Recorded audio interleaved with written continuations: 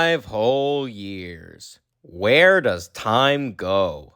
It may not seem like it, but 5 years is a long time to do pretty much anything, much less consistently. Over the years, I dipped my toes into a variety of content, some better, some worse, and some I don't like discussing. But you always gotta remember where you started when you begin. Some of my first videos were very simple countdowns, and looking back, I definitely didn't have any idea what I was doing. I didn't have my own vocal style, and my method of discussing why I liked the music was to play the entire track however long it was, which was basically painting a bullseye on my back for copyright to shoot at. Luckily, I managed to improve my content over the years and establish myself with my own style that I'm happy with. So it only makes sense that I want to return to one of my oldest videos and remake it. For the 2-year anniversary, I remade the original top 10 boss themes list.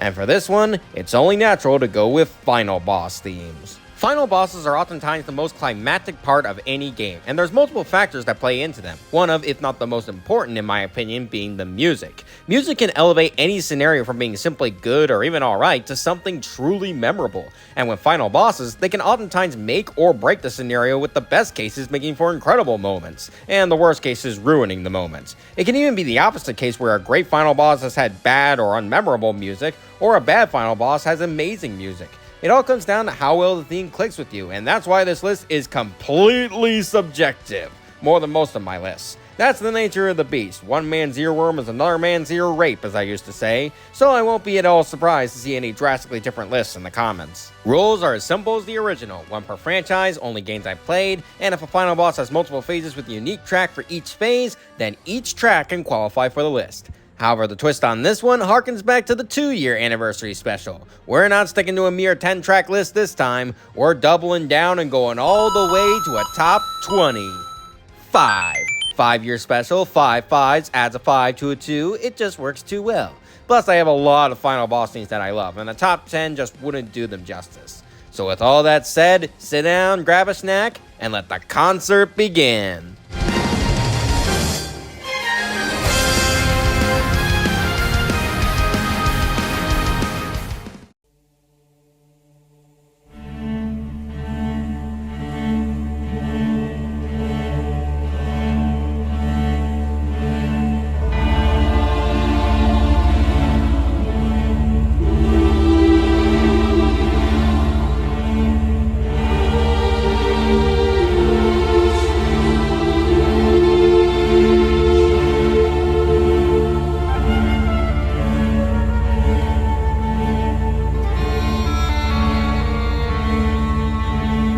Here we have an all-time classic starting off the list, and it's at the very bottom.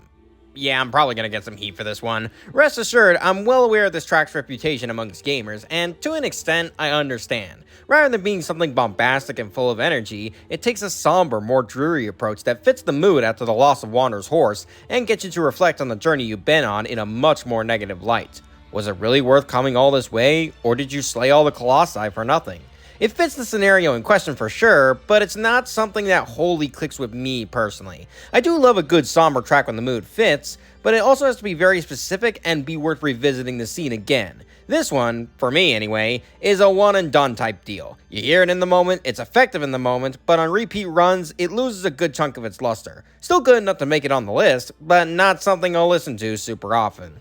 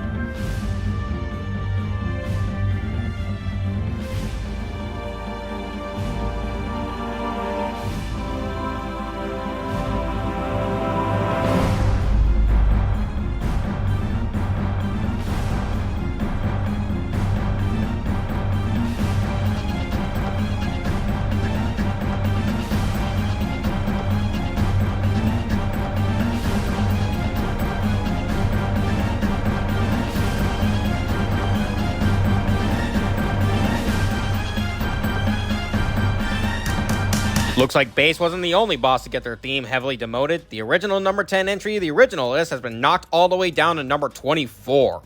Ouch. Well, in any case, I still find it a solid track. It's surprisingly intense and dramatic given you're fighting a giant robot SpongeBob, and while in the moment it's hard to appreciate it due to the overload of sound effects and the newsfish commentary, on its own it serves as a nice track to set the mood, especially since it's coming from a SpongeBob game of all things. Not exactly something I'm craving to listen to all the time, but whether for quality's sake or nostalgia's sake, it deserves to be here.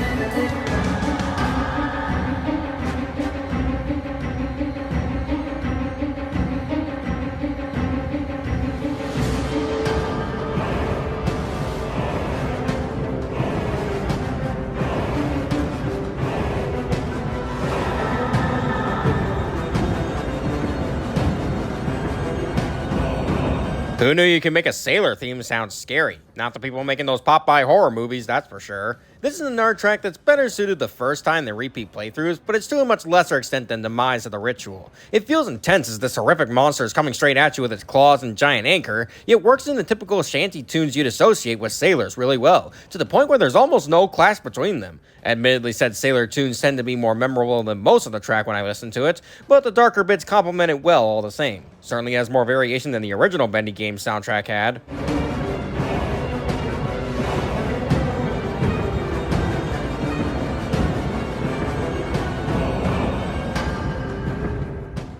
This next one has a bit of build-up before it gets good, and because I really don't want this video to get copyright claimed, let's just skip to the good stuff, okay? Okay.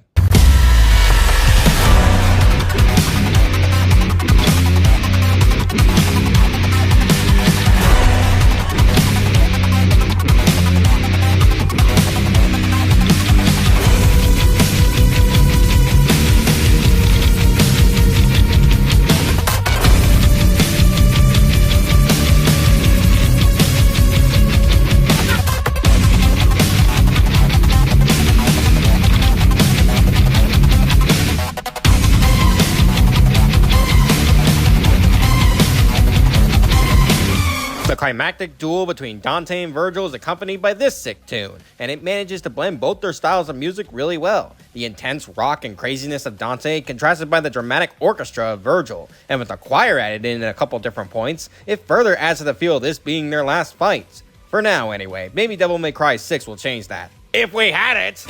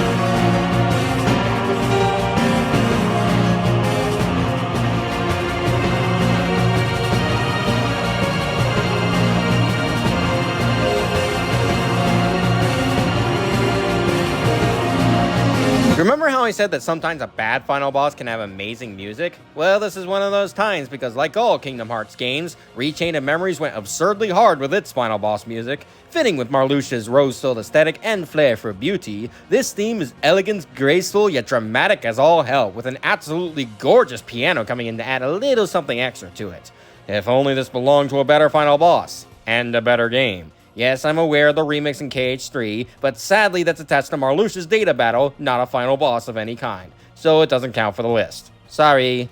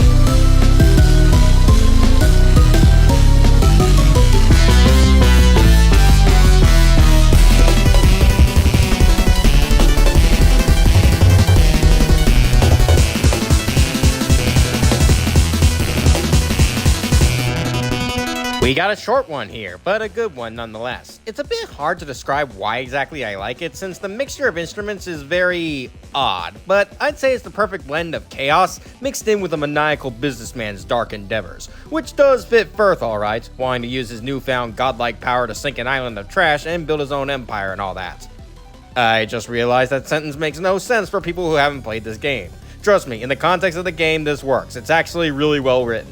Unfortunately, I think its short length kind of prevents it from getting any higher. There is another theme for the second half of the fight, but that's even shorter and a bit more repetitive, despite going even harder. Hence why I'm only focusing on the first half's theme. Either way, it's pretty good, and I like listening to it.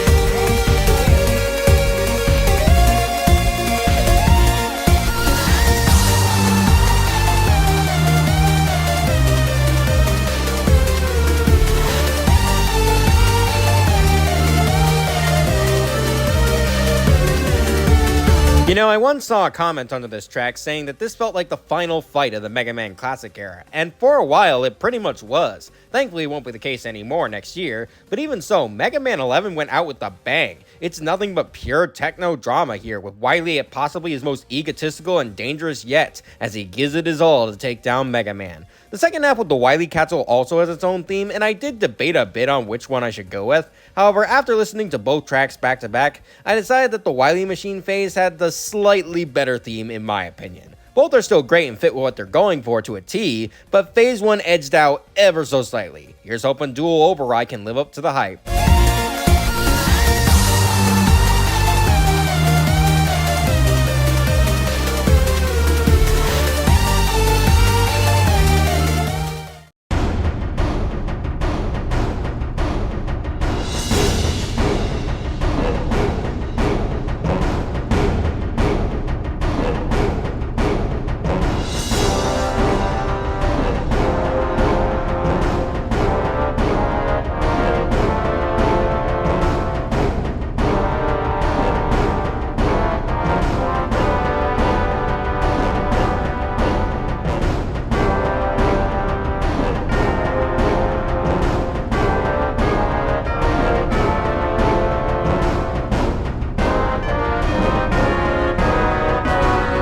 Another track that was on the original list, and it's also been knocked down pretty far. While this track has lost a lot of its luxury for me, it's still by far my favorite final boss theme in Zelda. It perfectly suits a one-on-one final duel with the Demon King Ganondorf, and the fact that this is one of his most intimidating games further adds to how menacing and climactic this track feels. Sure, a lot of Ganon/Ganondorf tracks tend to be accompanied by a similar sounding choir, but this is still the one that feels the most impactful for me, though the one in Wind Waker is a very close second. Also, please don't be mad at me, Tears of the Kingdom fans. I've yet to finish that game, so I can't experience whatever theme that final boss has. I will someday, but until then, Twilight Princess reigns supreme.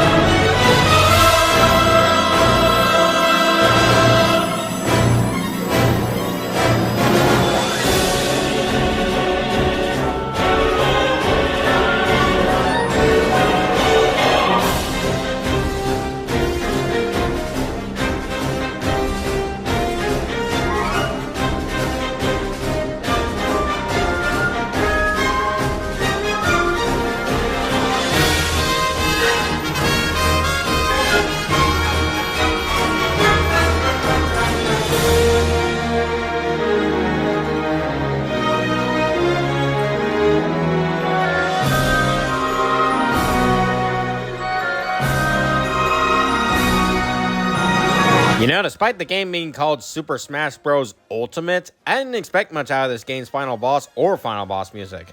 Wouldn't you know it, just like its main theme, it goes unnecessarily hard for no reason. And I love it. Galeem and Darkon have their own themes when you fight them separately, and fitting their light and dark motifs, one is more angelic and graceful while the other is darker and more dramatic. So it only makes sense that the true final boss, where you fight both of them at once while they're also fighting each other, would combine those tones to create the perfect mixture of intense, dare I say, heavenly music to cap off the story. World of Light isn't the greatest story mode ever, but it went all out for the end of it, and you know what? I respect that.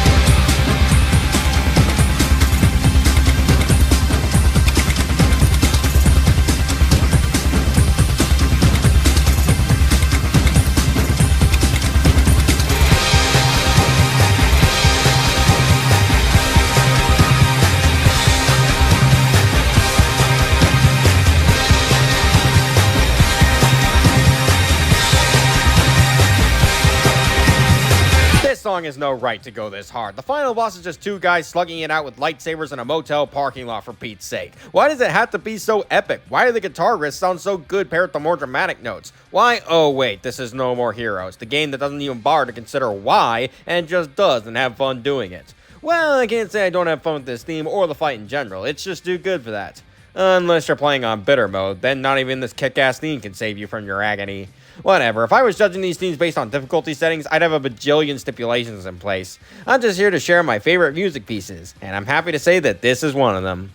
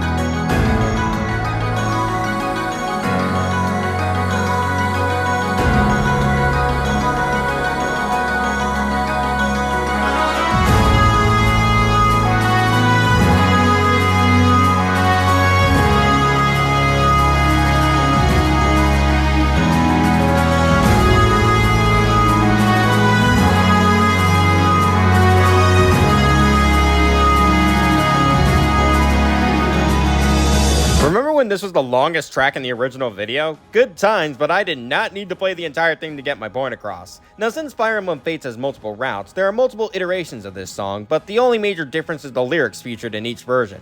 The score itself remains largely the same, so for once it wasn't the quality of the song, but the lyrics that decide which one I went with.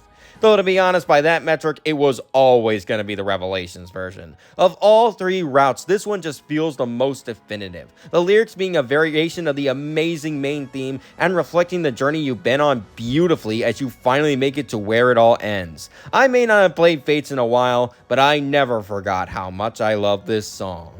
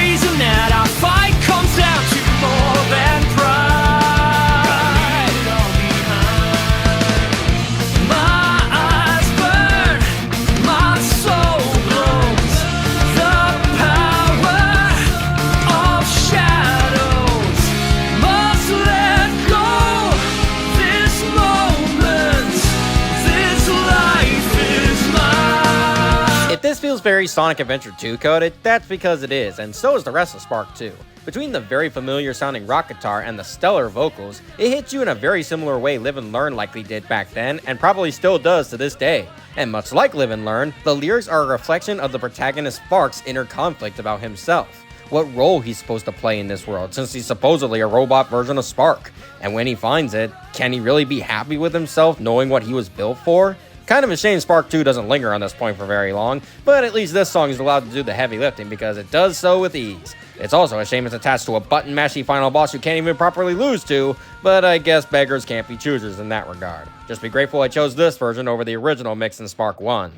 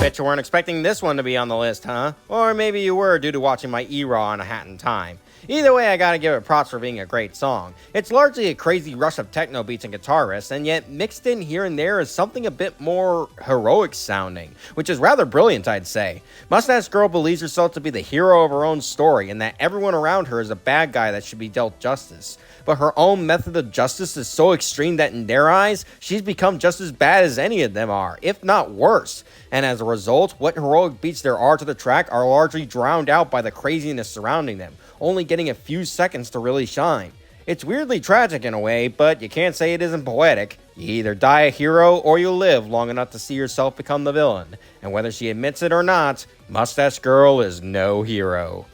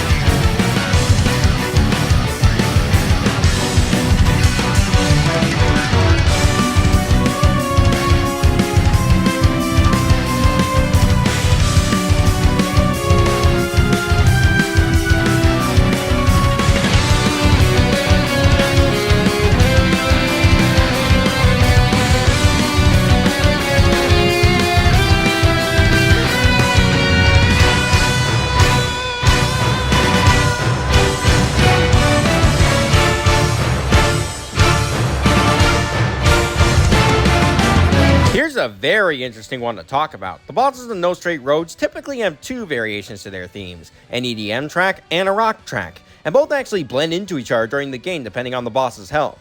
For this list, I mainly went with the rock variation for the final boss Tatiana, because not only do I like it more, but it's also fitting for Tatiana's mentality. The whole game she's trying to denounce rock as a dead form of music to bury her past experiences as part of a rock band, but when you finally confront her, she initially seems to just have the option for an EDM track, seeing as she pioneered the style in Vinyl City.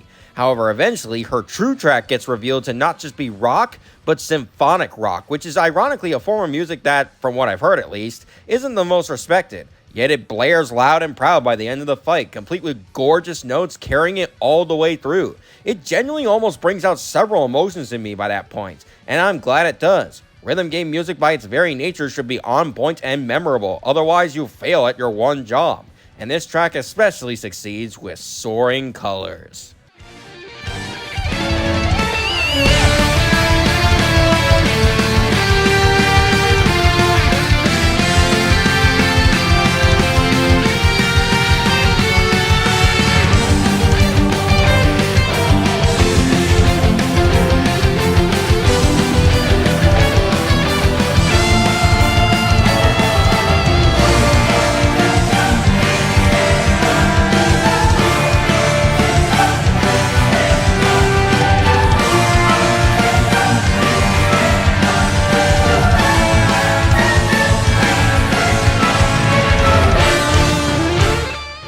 looks like we got another one that requires a bit of build-up to get to the good stuff, so I'll be skipping ahead once again. Cool with y'all? No? Too bad, I'm doing it anyway.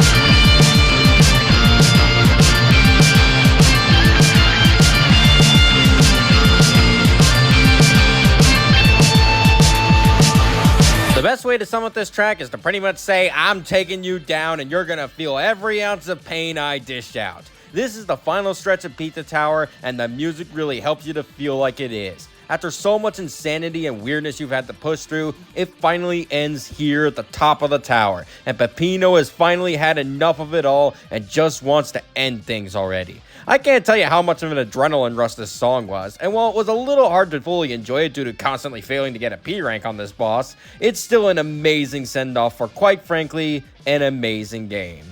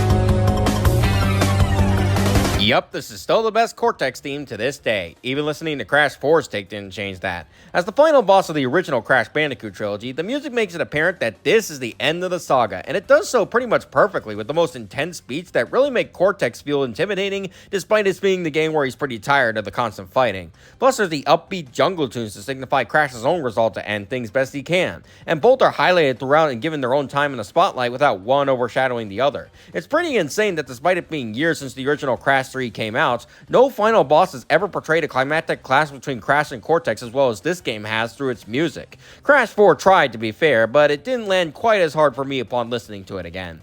Crash 3 remains the king in that regard, and given the franchise is in limbo again, I doubt it will be surpassed anytime soon.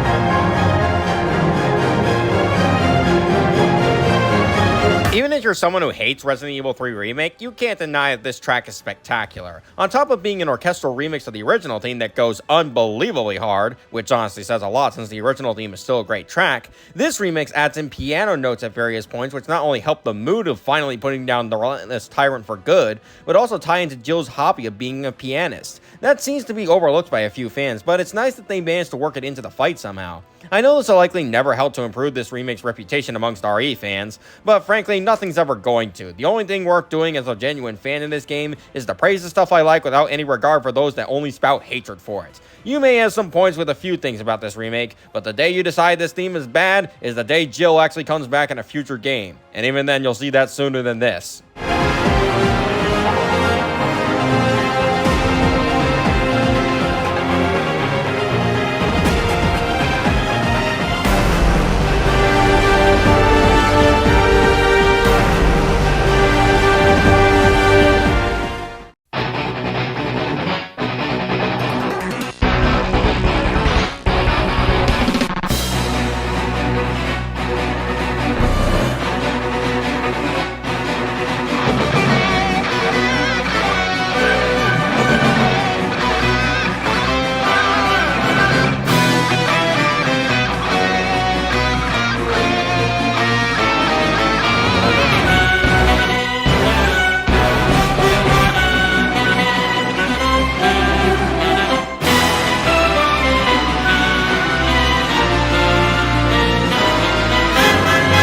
DK Bonanza really pulled out all the stops when it came to the finale, huh? I know a lot of people probably prefer the Gangplank Galleon remix over this track, but unfortunately it plays during a section that can't even be considered part of the final boss, just a mid-boss before the final level, so much to all our dismay, it didn't qualify for the list. Even so, this is still a crazy good song. Between the thunderous orchestra and the winks and nods to Crocodile Cacophony, another beloved DK track, it makes K. Rool feel the most dangerous he's ever been, at least until he comes back in a new game and goes even crazier somehow. Don't know how that'd be possible given this game, but I'm sure they'll find a way. For now, we'll give our applause to the King of the Kremlins for his stellar performance.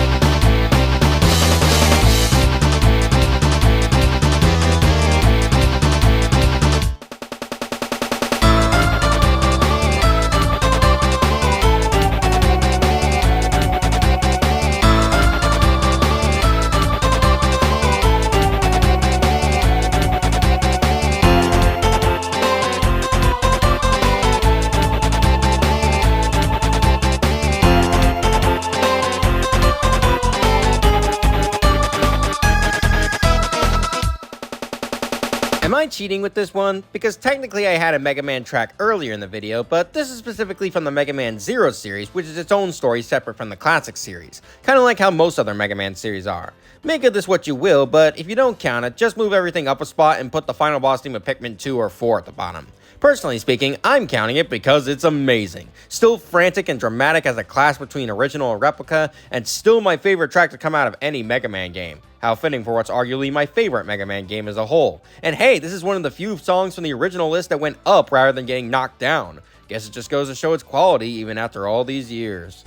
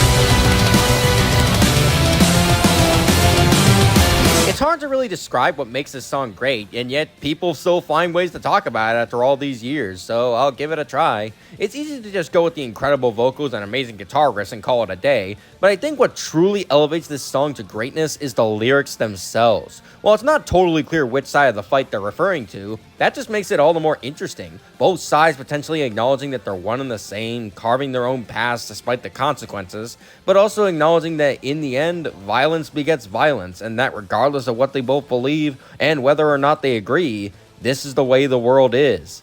I guess you could say that in the end, it has to be this way.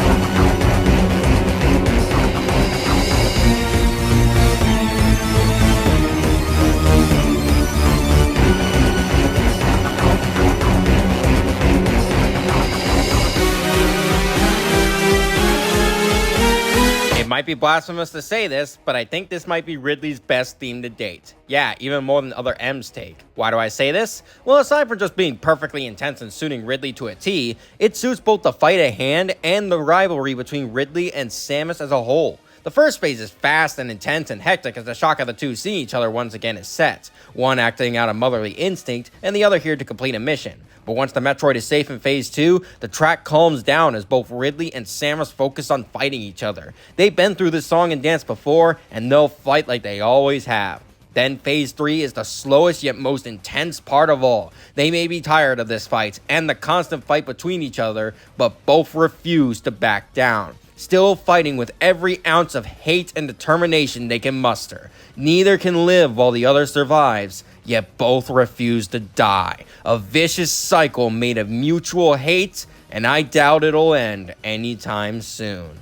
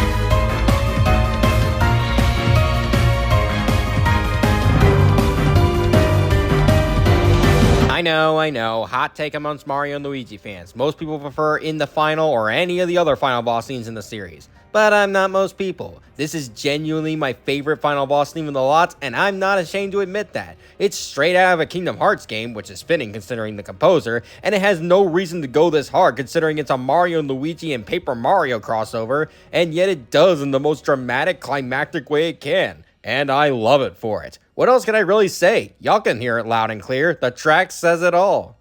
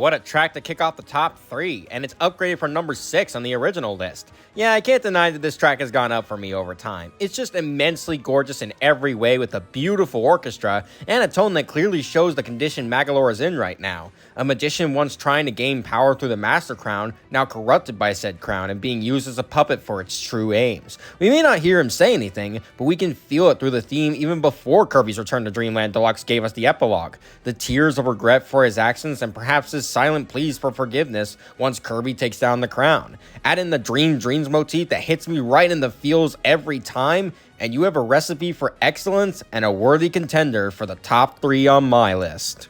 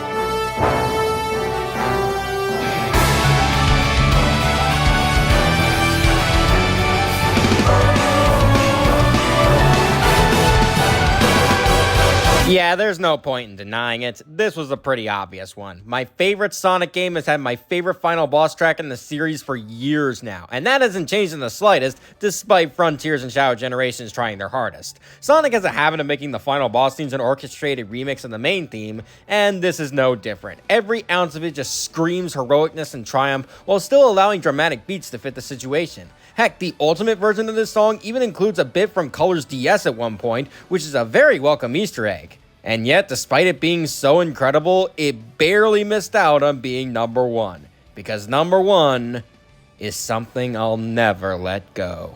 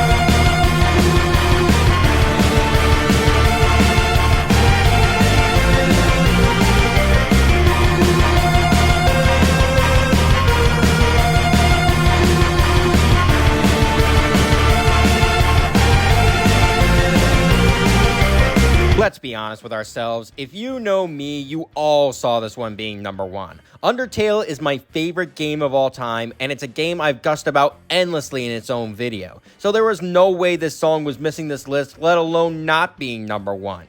Everything that makes a final boss work is poured into this track, from the dramatic atmosphere to the persistent nature of the hero to the just plain awe of the journey you've been on. Hopes and Dreams just succeeds in every way it needs to, and it was the only one of 2 potential songs that could have made number 1 on this list.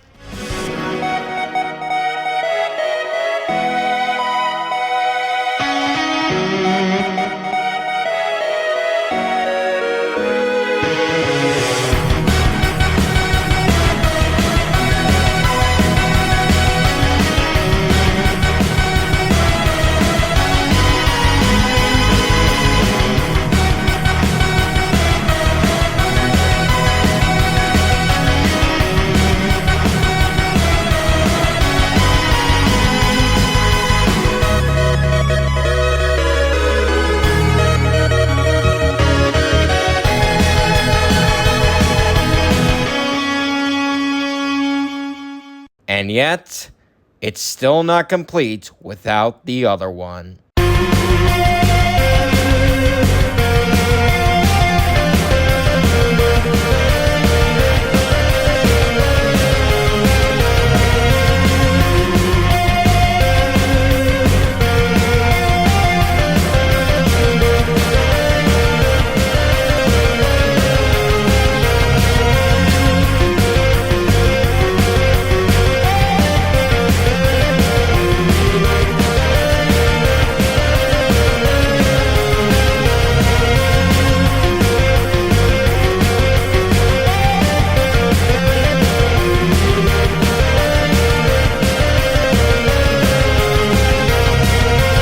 Come on, you really didn't think I just put Hopes and Dreams on here, did you? That's like only eating half a delicious sandwich and throwing the other half away. Save the World is the final rush that decides the fate of the universe, and it continues what Hopes and Dreams set up and sends it off with the biggest bang any song has ever made.